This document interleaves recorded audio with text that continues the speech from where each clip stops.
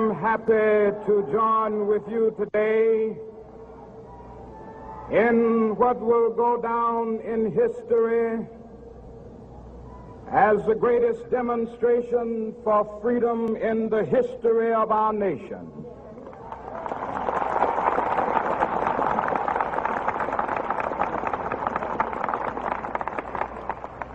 Five score years ago, a great American in whose symbolic shadow we stand today signed the Emancipation Proclamation. This momentous decree came as a great beacon light of hope to millions of Negro slaves who had been seared in the flames of withering injustice. It came as a joyous daybreak to end the long night of their captivity. But 100 years later, the Negro still is not free. 100 years later, the life of the Negro is still sadly crippled by the manacles of segregation and the chains of discrimination. 100 years later, the Negro lives on a lonely island of poverty in the midst of a vast ocean of material prosperity. 100 years later, the Negro is still languished in the corners of American society and finds himself in exile in his own land. And so we've come here today to dramatize a shameful condition. In a sense, we've come to our nation's capital to cash a check.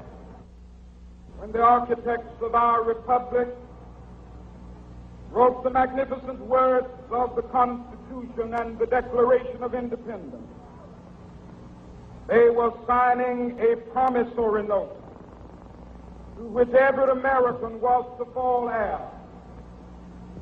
This note was a promise that all men, yes, black men as well as white men, would be guaranteed the unalienable rights of life, liberty, and the pursuit of happiness. It is obvious today that America has defaulted on this promissory note insofar as her citizens of color are concerned. Instead of honoring this sacred obligation, America has given the Negro people a bad check, a check which has come back marked insufficient funds.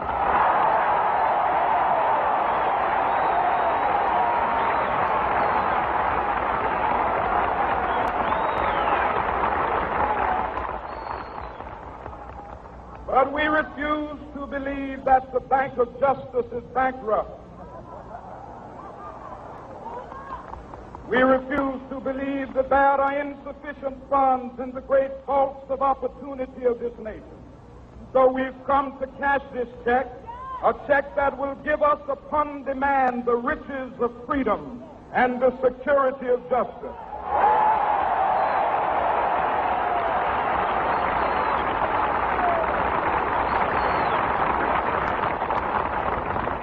We have also come to this hallowed spot to remind America of the fierce urgency of now. This is no time to engage in the luxury of cooling off or to take the tranquilizing drug of gradualism.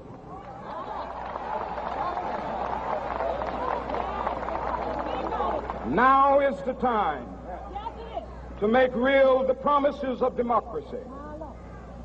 Now is the time to rise from the dark and desolate valley of segregation to the sunlit path of racial justice. Now is the time